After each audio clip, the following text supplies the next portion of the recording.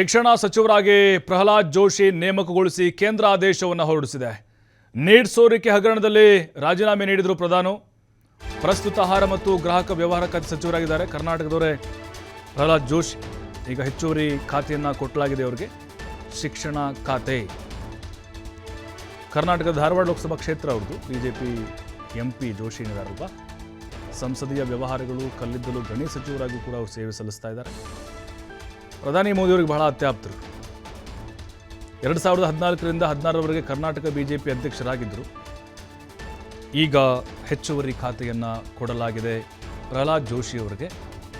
ಒಂದು ಉತ್ತಮವಾದಂಥ ಜವಾಬ್ದಾರಿ ಪ್ರಹ್ಲಾದ್ ಜೋಶಿ ಅವರಿಗೆ.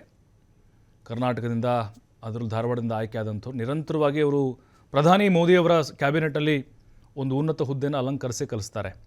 ಆದರೆ ಅವ್ರ ಮೇಲೆ ಮಹತ್ವವಾದಂಥ ಒಂದು ಜವಾಬ್ದಾರಿ ಇದೆ. ಈ ದೇಶದ ಶಿಕ್ಷಣ ವ್ಯವಸ್ಥೆಯಲ್ಲಿ ಏನೇನು ಬದಲಾವಣೆಗಳಾಗಬೇಕು ಮಹತ್ತರವಾಗಿ ಅದನ್ನು ಕೂಡ ತರಬೇಕಾಗಿದೆ ಪ್ರಹ್ಲಾದ್ ಜೋಶಿಯವರು. ಈಗ ಇವರನ್ನೇ ಮುಂದುವರಿಸ್ತಾರಾ ಅಥವಾ ಬೇರೆಯವ್ರಿಗೇನಾದರೂ ಹೊಸೊಬ್ಬರಿಗೆ ಅವಕಾಶವನ್ನು ಮಾಡಿಕೊಡ್ತಾರೆ ಅನ್ನೋದು ಭಾಳ ಕುತೂಹಲ ಇದೆ.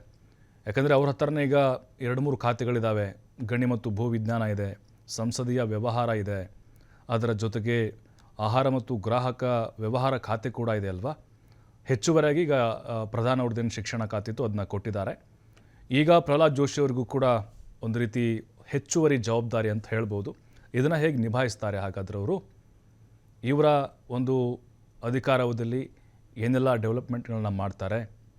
ಯಾಕೆಂದರೆ ಖಂಡಿತವಾಗ್ಲೂ ಕೇಂದ್ರ ಸರ್ಕಾರಕ್ಕೆ ಮುಜುಗರವನ್ನು ಈ ನೀಟ್ ಅಕ್ರಮ ತರಿಸಿದೆ. ಬಟ್ ಮುಂದೆ ಈ ರೀತಿ ಘಟನೆಗಳಾಗದಂತೆ ಯಾವ ರೀತಿಯಾಗಿ ಪ್ರಹ್ಲಾದ್ ಜೋಶಿ ಅವರು ಕೆಲಸವನ್ನು ಮಾಡ್ತಾರೆ ಮತ್ತು ವಿದ್ಯಾರ್ಥಿಗಳ ಭವಿಷ್ಯದ ಹಿತದೃಷ್ಟಿಯಿಂದ ಮುಂದೆ ಯಾವ ಪರಿಣಾಮಕಾರಿಯಾದಂಥ ನಿರ್ಧಾರಗಳನ್ನು ತೆಗೆದುಕೊಳ್ತಾರೆ, ಏನು ಬದಲಾವಣೆ ಮಾಡ್ತಾರೆ ಅನ್ನೋದು. ಮತ್ತು ಕರ್ನಾಟಕದಿಂದ ಅವರು ಆಯ್ಕೆಯಾಗಿ ಹೋಗಿದ್ದಾರೆ ಅಂದರೆ ಸಹಜವಾಗಿ ರಾಜ್ಯದ ಜನರಿಗೂ ಕೂಡ ಬಹಳ ನಿರೀಕ್ಷೆ ಇದ್ದಿರುತ್ತೆ. ಮತ್ತೇನಾದರೂ ಹೊಸ ಯೋಜನೆಗಳನ್ನು ಘೋಷಣೆ ಮಾಡ್ತಾರಾ, ಕರ್ನಾಟಕಕ್ಕೆ ಏನಾದರೂ ತರ್ತಾರಾ, ಅಥವಾ ಮುಂದಿನ ಬಜೆಟ್ನಲ್ಲಿ ಏನಾದರೂ ಒಂದು ಶಿಕ್ಷಣಕ್ಕೆ ಸಂಬಂಧಪಟ್ಟಂತೆ ಒಂದು ಹೊಸ ಕಾಲೇಜೋ ಅಥವಾ ಇನ್ನೊಂದು IITನೋ ಅಥವಾ ಇನ್ನೊಂದು ಮೆಡಿಕಲ್ ಕಾಲೇಜು ಈ ರೀತಿಯಾಗಿ ಏನಿರುತ್ತೆ ಕೇಂದ್ರದಲ್ಲಿ ಅವ್ರ ವ್ಯಾಪ್ತಿಯಲ್ಲಿ ಬರೋದು ಅದನ್ನು ಮಾಡ್ತಾರಾ ಅಂಥೇಳಿ ಸಹಜವಾಗಿ ಭರವಸೆಗಳು ಕೂಡ ಜಾಸ್ತಿ ಆಗ್ತಾ ಹೋಗುತ್ತೆ.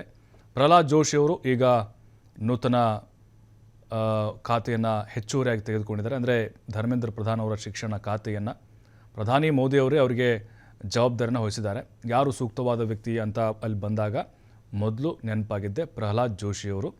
ಯಾಕೆಂದರೆ ಸಹಜವಾಗಿಯೇ ಭಾಷೆ ಮೇಲೆ ಹಿಡಿತ ಕೂಡ ಅವ್ರಿಗೆ ಇರೋದ್ರಿಂದಾಗಿ ಮತ್ತು ನಿರಂತರವಾಗಿ 2014ರಿಂದಲೂ ಕೂಡ ಪ್ರಧಾನಿ ಮೋದಿಯವರ ಸಚಿವ ಸಂಪುಟದಲ್ಲಿ ಪ್ರಬಲವಾದಂಥ ಖಾತೆಯನ್ನು ನಿಭಾಯಿಸಿಕೊಂಡು ಬರ್ತಿದ್ದಾರೆ ಮತ್ತು ಕ್ಲೀನ್ ಇಮೇಜ್ ಹೊಂದಿರುವಂಥ ಒಬ್ಬ ನಾಯಕರಾಗೂ ಕೂಡ ಪ್ರಹ್ಲಾದ್ ಜೋಶಿ ಅವರು ಗುರುತಿಸ್ಕೊಂಡಿದ್ದಾರೆ. ಆ ಎಲ್ಲ ಕಾರಣಗಳಿಂದ ಅವರಿಗೆ ಈಗ ಶಿಕ್ಷಣ ಖಾತೆಯ ಜವಾಬ್ದಾರಿಯನ್ನು ಕೂಡ ಕೊಡಲಾಗಿದೆ.